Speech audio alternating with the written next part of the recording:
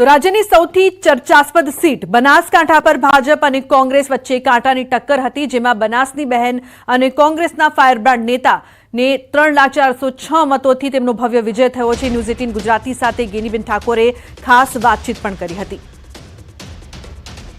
તો ગુજરાતમાં હેટ્રિક રોકવાનું જશ જે છે તે ગેનીબેનને આપવામાં આવી રહ્યો છે। સાથે સાથે ગેનીબેન ભાવુક પણ થઈ ગયા હતા। જે પ્રકારથી લોકોએ તેમને પ્રેમ આપ્યો છે તેને લઈને તેઓ ભાવુક પણ થયા। તેમણે પોતાની પ્રતિક્રિયા પણ આપી। બનાસકાંઠા જિલ્લામાં જે ગેનીબેન ઠાકોરની જીત થઈ છે એના પછી બનાસકાંઠા જિલ્લામાં જશ્નનો માહોલ છે। અત્યારે અમે પહોંચ્યા છીએ ગેનીબેન જોડે અને આપ દ્રશ્યોમાં જોઈ શકો છો કે અત્યારે મોટી સંખ્યાની અંદર જે લોકો છે તે અભિવાદન કરવા માટે ગેનીબેનનું આવી રહ્યા છે। વહેલી સવારથી જ અનેક લોકો જે છે ગેનીબેનને અભિનંદન આપવા માટે આવી રહ્યા છે અને અત્યારે આપણે સાથે ગેનીબેન ઠાકોર છે એમની જોડે આપણે વાત કરીશું। પહેલા તો બેન તમને અભિનંદન। થેન્ક યુ, આભાર આપનો પણ। બેન, મહત્વની જે કાંટાની ટક્કર હતી અને ગુજરાત તેમજ દેશની નજર માત્ર આપણી બનાસકાંઠા સીટ પર હતી અને આ સીટ ઉપર પહેલેથી જ એવું લાગતું હતું લોકોને કે ગેનીબેન જીતી રહ્યા છે અને ગેનીબેનની જે ટક્કર હતી શું રેખાબેન ચૌધરી સામે હતી કે પછી ડેરી સામે હતી કે બેંક સામે હતી? પહેલો તો બનાસકાંઠાની જનતાનો અને જે લોકોએ રાત દિવસ મજૂરી કરી એમનો બધાનો હૃદયપૂર્વક આભાર। ટક્કર લોકશાહી ઢબે જે ચૂંટણી લડતું હોય એની સામે હોય, એક પાર્ટીની વિચારધારા હોય, પણ હું માનું છું ત્યાં સુધી આપે કહ્યું એ પ્રમાણે અમે અમારી ચૂંટણીના જે દરેક મિટિંગમાં પણ એક જ મુદ્દો હતો કે કોઈ પણ બહારના વ્યક્તિઓ આવીને બનાસકાંઠા જિલ્લાને બાનમાં લે, અહીંયા રહેવું નહીં, લોકોના સુખ દુઃખના ભાગીદાર થવું નહીં, સત્તા ભોગવવી, ધંધા રોજગાર કરવા અને છતાં લોકલ આગેવાનો હોય એમની રાજકીય કારકિર્દી ખરાબ કરી નાખવી અને દરેક સમાજોમાં વિવાદ ઊભા કરાવવા। આ કામ જ્યારે છેલ્લા 10 વર્ષથી બનાસકાંઠાની અંદર થઈ રહ્યું ત્યારે બનાસકાંઠા જિલ્લાના તમામ સમાજો, ઇવન હવે જે સમાજના આગેવાનો હેરાન કરે છે એ સમાજના આગેવાનો પણ હવે બહુ તંગ થઈ ગયા છે અને એટલા માટે કરીને એક જે એકદમ સરમુખતારશાહી તરફ આખા જિલ્લાને દબાવવા માટેના પ્રયત્નો કર્યા હતા, એમાંથી લોકોએ દબાવમાંથી બહાર નીકળીને એક બનાસકાંઠા જિલ્લા આઝાદ હતો, છે અને રહેશે એ મેસેજ આપ્યો છે। બેન, મહત્વની વાત તો એ હતી કે જ્યારે તમે ચૂંટણી પ્રચાર માટે નીકળતા હતા ત્યારે લોકોએ સૂત્ર આપ્યું હતું બનાસની બેન ગેનીબેન। બનાસની બેન ગેનીબેન એ સૂત્ર સમગ્ર જે યુવા વર્ગમાંથી પોતે જ આ સ્લોગન બનાવીને જિલ્લાના લોકો સમક્ષ મૂક્યું અને લોકોએ એને ઉપાડી લીધું। મીડિયાના માધ્યમથી, સોશિયલ મીડિયા હોય એમણે પણ ખૂબ અગ્રેસિવ રહી અને કેમ્પેનમાં જે એક પોઝિટિવ વાત કરવાની થાય એ વાત કરી છે। ત્યારે બનાસની બેન ગેનીબેન એટલા માટે કે આપણી સંસ્કૃતિ એ સનાતન ધર્મની સંસ્કૃતિ બહેનો માટે, દીકરીઓ માટે અને એના માટે ખૂબ સૌમાનભેર સંસ્કૃતિ રહી છે અને સૌમાનના ભાગ રૂપે જાહેર જીવનના લોકો ઘણા સાહેબ કહેતા હોય, કોઈ મેડમ કહેતા હોય, અલગ અલગ રીતે એમને બોલાવે એવું ઈચ્છતા હોય, પણ હું કાયમી એવું ઈચ્છું કે મને બેન કહીને બધા જ બોલાવે। તો બેન શબ્દ એ બધા માટે સરખો લાગુ પડે અને આપણી સંસ્કૃતિ પ્રમાણે બેનથી બીજો કોઈ માનવાચક શબ્દ નથી। એટલે બનાસની બેન તરીકે જ્યારે સમગ્ર જિલ્લે મેં વાત કરી કે ભાઈ વાવ વિધાનસભાના લોકોએ તો મામેરું ભર્યું, પણ હવે તમે જિલ્લાવાળા મારું મામેરું ભરો અને મામેરું એટલે મતનું મામેરું। ચૂંટણી હોય એટલે આગેવાનો અનેક પ્રકારની ડિમાન્ડો કરે, ગાડીઓની કરે, પૈસાની કરે, બીજા કામોની કરે, પણ આ એક ચૂંટણી એવી હશે કે નથી ઓફિસો ખોલી, નથી આગેવાનોએ કોઈ માગણી કરી ગાડીઓની શેની અને નથી લોકોએ એક એમને જાતે સ્વભૂ તાકાતથી મતદાન કર્યું। બીજું એવું હતું કે ભાજપ પ્રચાર દરમિયાન એવું કહી રહ્યું હતું કે જો તમારી પાસે 2 ભેંસો હશે ને તો એક ભેંસ જે છે તે કોંગ્રેસ લઈ લેશે, તો શું કહેવું છે આ બાબતે?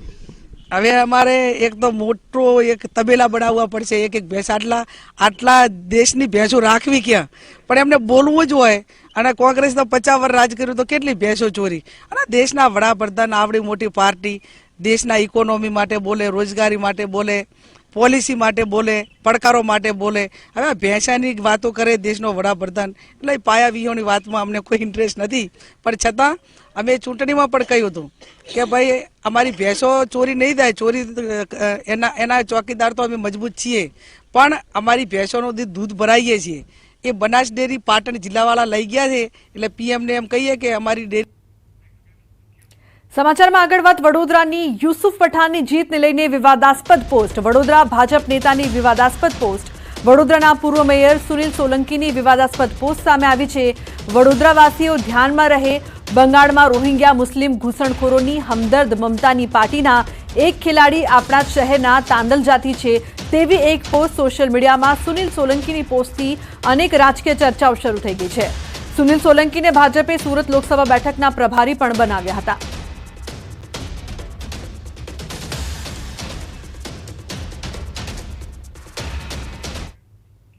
તો સાબરકાંઠા લોકસભા બેઠક પર ભાજપના શોભનાબેન બારૈયાનો ભવ્ય વિજય થયો છે. શોભનાબેને 1.5 લાખથી વધુ મતથી જીત નોંધાવી છે.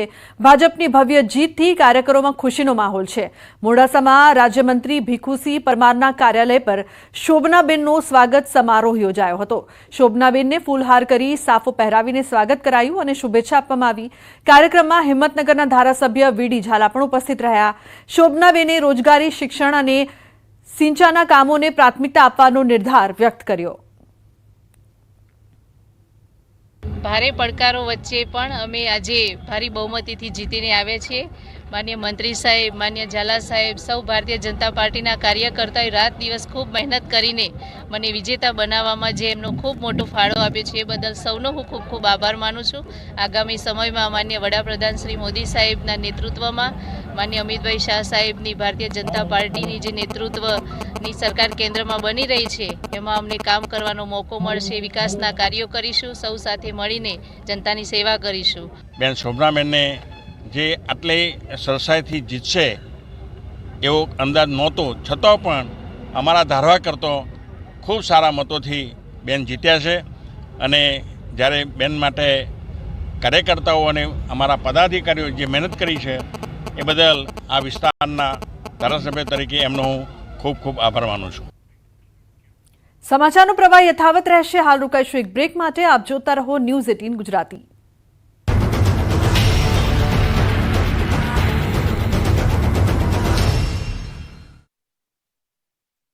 लूबी पम्प्स, फ्लो नहीं फोर्स.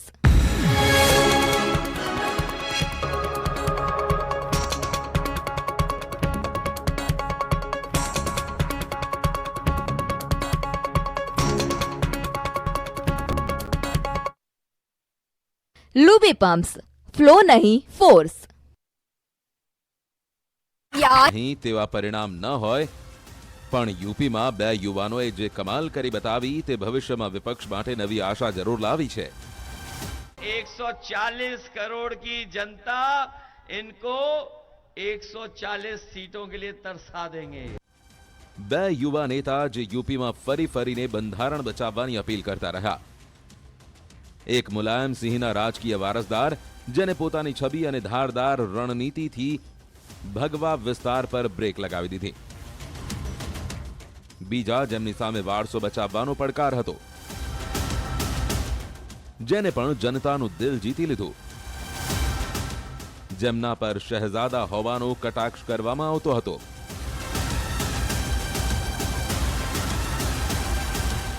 मैं सपा कांग्रेस के